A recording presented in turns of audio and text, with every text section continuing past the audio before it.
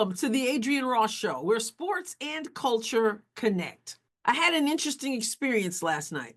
I caught a little bit of the Iowa Hawkeyes women's basketball team take on Tennessee Lady Vols. I missed most of it. I was at my church for our annual ladies Christmas party / cookie swap.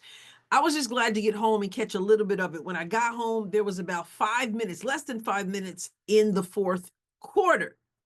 And you may know by now that Tennessee defeated Iowa 78-68.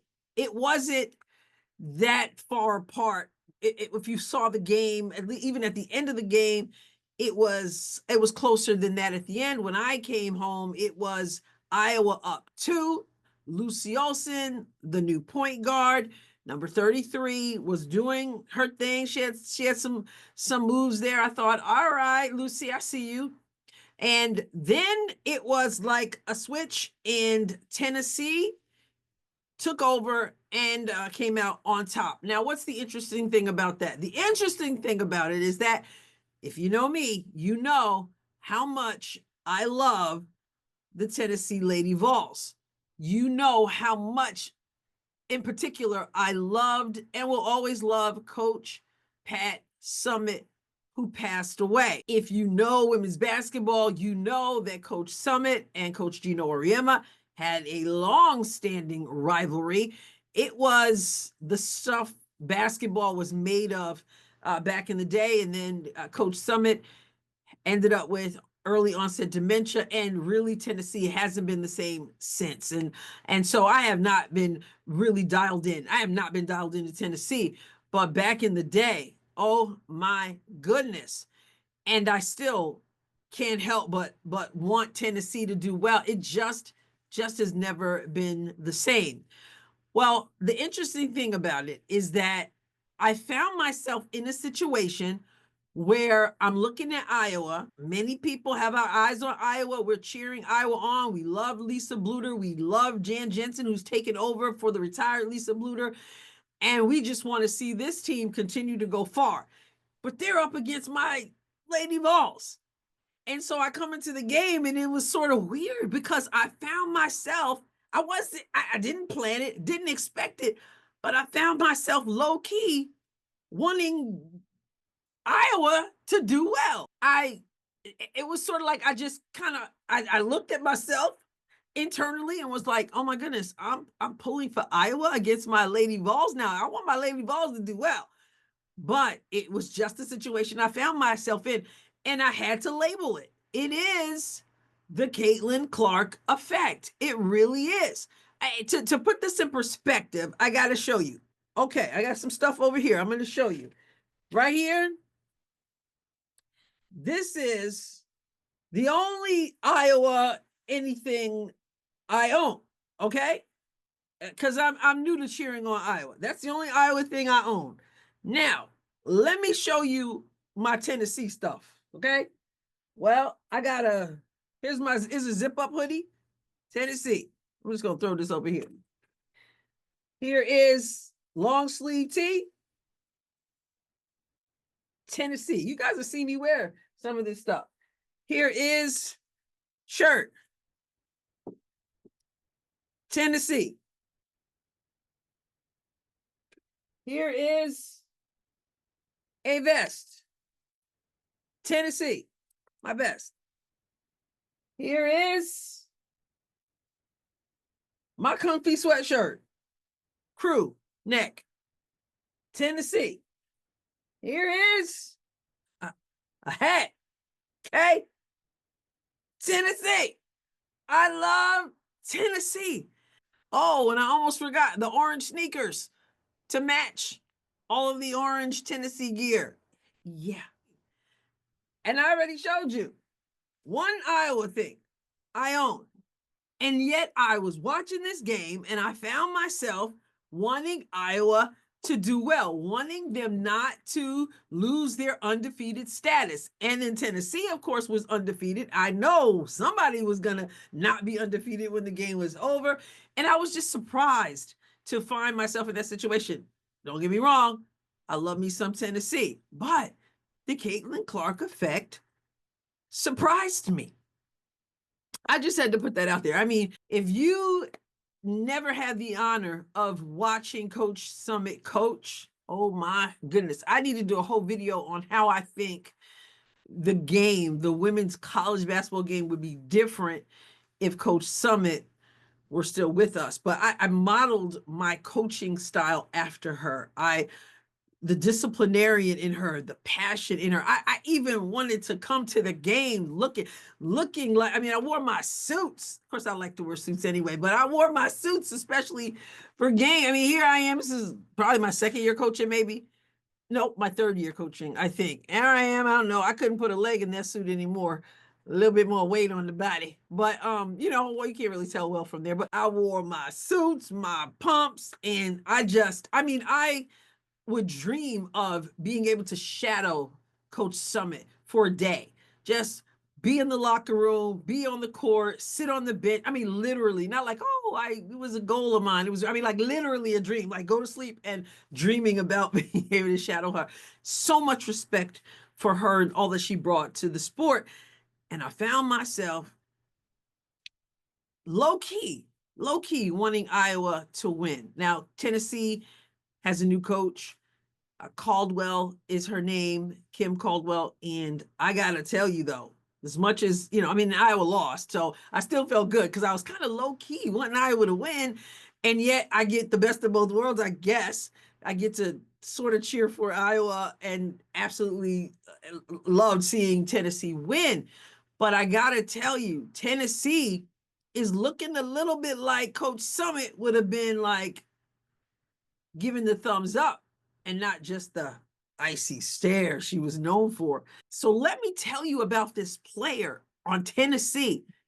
I really think Coach Summit would have taken under her wing in a special way and really worked with her. Talasia Cooper. She used to play for Dawn Staley, South Carolina. She's from South Carolina. She's a 6-foot guard, number 55. And she's a redshirt sophomore. She played for Dawn Staley. Let me tell you about those stats because she wanted out of there. She sat out last season, and now she is playing for Tennessee. And she is playing on both sides of the ball. And I really appreciated what I saw, and I felt that Coach Summit and the old school Tennessee folks, like Shamika Holdsclaw, Candace Parker, Samika Randall, the Meeks, Tamika Catchings, of course. I felt like they would have been feeling pretty good about what they're seeing in Talasia Cooper. So, hey, Tennessee's glad to have her since South Carolina couldn't do anything with her. But let's take a look at her stats when she was at South Carolina. And then we're going to take a look at what she's doing this season so far for Tennessee. South Carolina here. This is GamecocksOnline.com, and this is 2022-23 season. She played 24 games. She did not start any games. She averaged 2.9 points, and her field goal percentage was 39%, basically. That's what she did for South Carolina. Now, let's take a look at what's going down right now. This is at ESPN.com over at My Lady Vols, Tennessee. I'm sure they'll forgive me for low-key kind of wanting Iowa to win, but they understand the Caitlin Clark effect, surely. Now, 20.1 points per game, 6.1 rebounds, 3.6 assists, 55.7% field goal percentage. This is what she's doing right now. So I'm thinking that if you like women's basketball, if you like Tennessee, and you kind of went away from Tennessee with the loss of Coach Summit and them having some years that were like, this isn't the Tennessee I remember. And now they're undefeated. And I heard the commentators say they're likely next week, I guess it's this week now, to end up being ranked. Remember, we're talking about Tennessee. Like, we're even having a conversation about them trying to be ranked. Oh my goodness. But that's how it's gone in these past several years. And so They will probably be ranked this week coming, and I want you to take a look at Talasia Cooper. I got to wonder if she might be related to the GOAT, Cynthia Cooper. Talasia Cooper, let me show you what she did against Iowa. She scored 23 points. Okay, this is Talasia Cooper against number 17 Iowa. 23 points, 6 rebounds, 3 assists, 3 blocks, 2 steals in 21 minutes. Again, 23 points, 6 rebounds, 3 assists, 3 blocks, 2 steals in 21 minutes. And I'm telling you, she's playing on both sides of the floor. So I enjoyed finding out about Talasia Cooper, didn't know who she was. And obviously, people who were tuned into South Carolina didn't get to see her much. But she left there, sat out last year, and she's doing work now for the Lady Vols. Let's look at some of her highlights. Deflected. No, they're going to say no. But overall, that's been a reason why they're in this game. Nice work inside. Guyton is back on the floor. She loses her dribble. Cooper, a scoop to the hoop.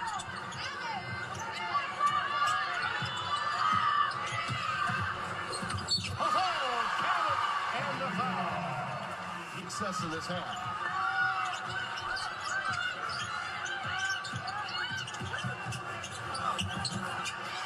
There's another nice long to you. Pretty amazing. My guess is the point guard in waiting. 28 turnovers to only 9. And yet this game is a 1-point tilt. Not now. Seconds for Iowa. Next would be their 30th.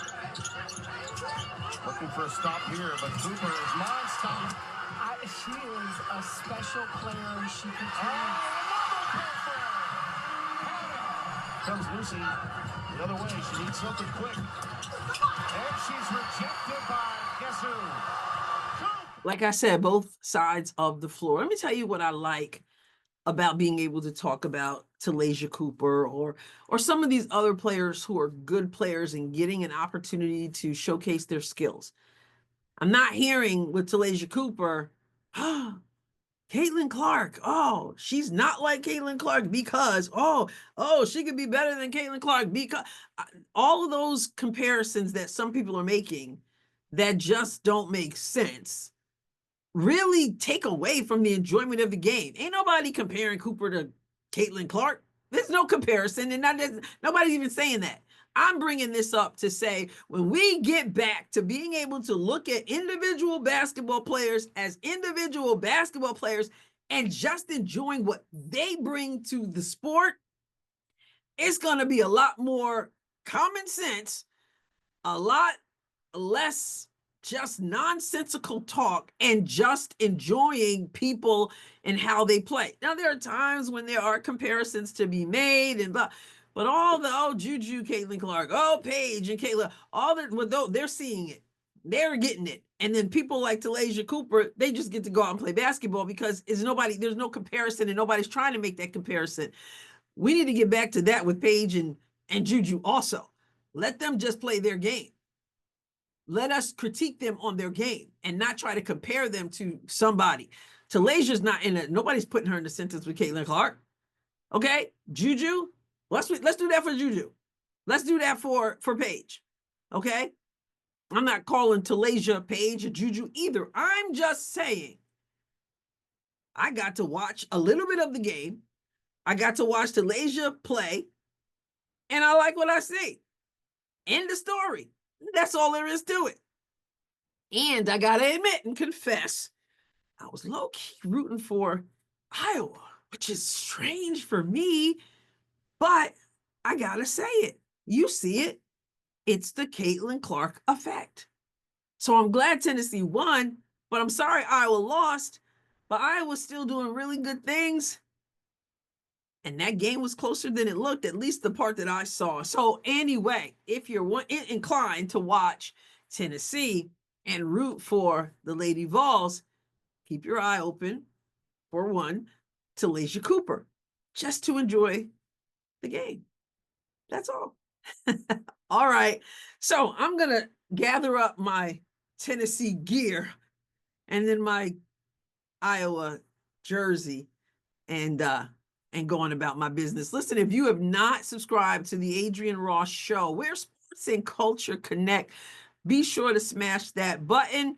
Make sure you like, comment, all the good stuff. Share. There's that.